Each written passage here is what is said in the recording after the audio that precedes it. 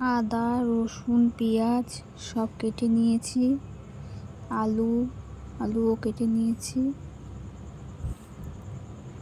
গোটা রসুন নিয়েছি মাংসতে দেওয়ার জন্য। মাংসটা ভালো করে ধুয়ে নিলাম।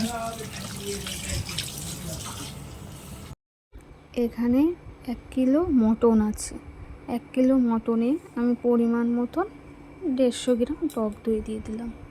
150 গ্রাম টক দই দিয়ে মাংসটাকে ভালো করে ম্যারিনেট করে নিলাম, তাহলে মাংসটা সফট হবে। এবার আমি আদা রসুন পেস্ট করা ছিল, সে আদা রসুনটা দিয়ে দিলাম। এবার মাংসটাকে ভালো করে মাখিয়ে নেব। তারপর পেঁয়াজের পেস্ট আছে, পেঁয়াজের পেস্টটা দিয়ে দেবো। দিয়ে দুটো একসাথে মিক্সড করে ভালো করে মাংসটাকে মাখাবো। তাহলে কী হবে, মাংসর ভিতরে মশলাটা যাবে, খেতেও স্বাদ হবে। এবার আন্দাজ মতন হলুদের গুঁড়ো দেবো, আন্দাজ মতন হলুদের গুঁড়ো, আন্দাজ মতন ধনের গুঁড়ো, আন্দাজ মতন জিরের গুঁড়ো, আন্দাজ মতন লঙ্কার গুঁড়ো, সব পরপর মশলাগুলো দিয়ে দেবো।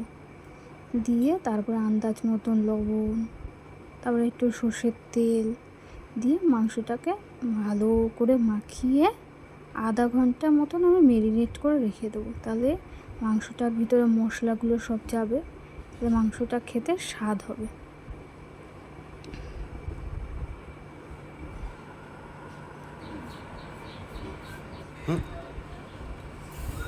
লবণটা দিয়ে দিলাম, আন্দাজ মতন লবণ দিয়ে দিলাম।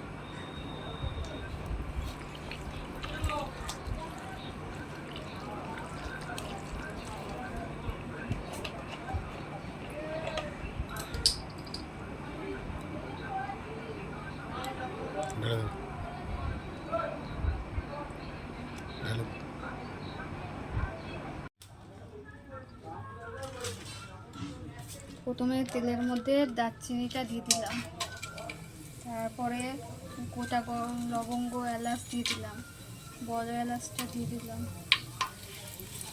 তেজপাতা দিয়ে দিলাম, গোটা জিরে দিয়ে দিলাম।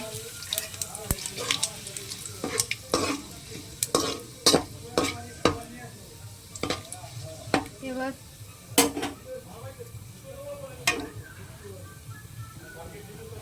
কুচিয়ে রাখা পেঁয়াজটা দিয়ে দিলাম।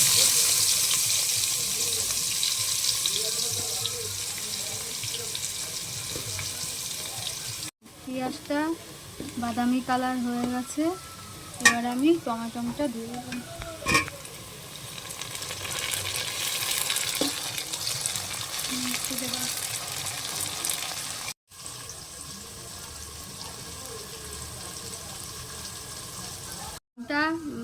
মাংসটা ম্যারিনেট করা ছিল, এবার আমি দিয়ে দেবো।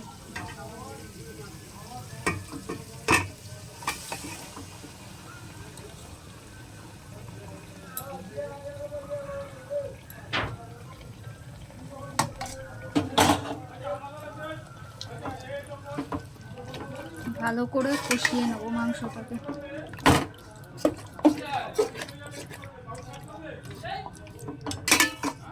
ভালো করে কষিয়ে লো আসে, এবার মাংসটাকে কষিয়ে নেব। মাংসটা কষানো হয়ে গেছে, তেল বেরিয়ে গেছে। এই যে তেল বেরিয়ে গেছে মাংসটা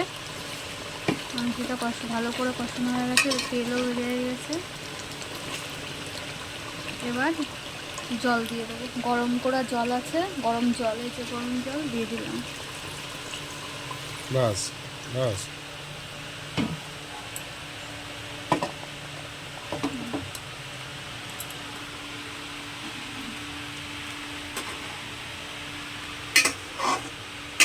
মাংসটা হয়ে গেছে সিদ্ধ। এবার গরম মশলাটা দিয়ে দিলাম।